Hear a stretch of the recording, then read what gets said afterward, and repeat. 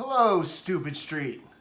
Day before the draft here, Gordo here. Thanks for listening to my brief campaign speech in favor of a long lobbied for change of our ungodly, unfair abortion of a rule known as the Wild West rule.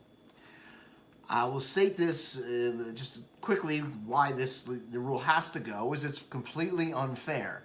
The rest of us are at a disadvantage to the Mel's Takes team who has somebody living in New York. I know this because I spent a lot of time syncing my clock or figuring out how to sync my clock to whatever the official CBS sports time, sports clock is. And the way I did that is I looked at the countdown until you can make a move or whatever and then figured out which clock was exactly on point to the second with that one. So I know it took me a while to do that, but I know that I am dealing with the official clock, and yet every time after I got that part dialed in, which took a long time, I was losing to Mel's Takes. They were then called the A, the B, and the C, I think.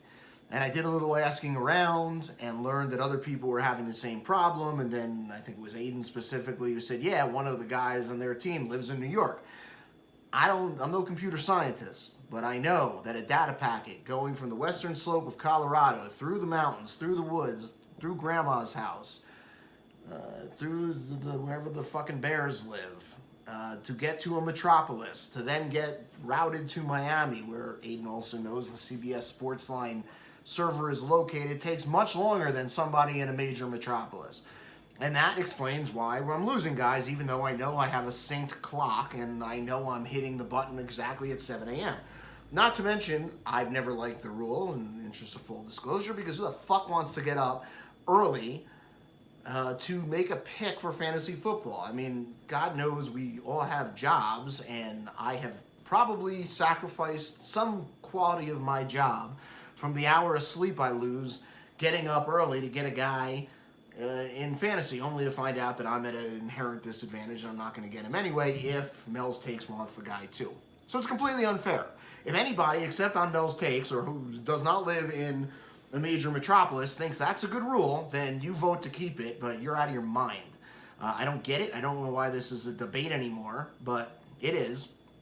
For the record, this thing started because before this league has been in existence before computers existed, and it was a pain in the ass, and I know I was a commissioner one of those years, if you had to manually set a snake waiver wire, that's a pain in the ass. But now the computer does it for you. But there's even a much better system we should be doing. I assume CBS does it. It's ubiquitous. And that is everybody gets an imaginary amount of money for free agents each year. It's $100 of fake money. And every time you want a free agent, you put in a blind bid for how much money of the 100 or whatever you have left at that point you're willing to spend.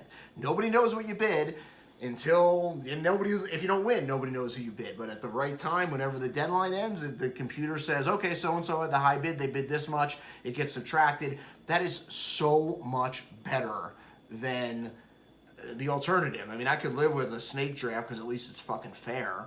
And by the way, the idea that it rewards bad teams, it only does that if more than one team gets a guy in a given week. And then I assume that they're ranked in reverse order of record. But by and large, it doesn't reward bad teams. It rewards the people like me who always manage to get the lowest draft picks. So it's reverse. Whoever's the 10th pick gets the first waiver wire pick as the league goes. And then when you get somebody, you get knocked to the bottom. That's way better than what we have now, which is a complete joke. But if you... I think the $100 thing is fucking awesome and would make this league 1,000 times better. But anything, literally anything, would be better than giving one team a distinct advantage over the rest of us. And I can't believe that we have to have this discussion year after year. Deal I made with Dave, if we don't change it this year, I'm never allowed to bring it up again. I will live with the vote, and as long as I'm allowed to stay in the league, which hasn't been easy for reasons some of us know, I will live with the vote. But I cannot understand why anybody would vote in favor of this. If you live on the western slope of Colorado and you vote to keep this rule in, what? So, Gordo out. See you guys tomorrow.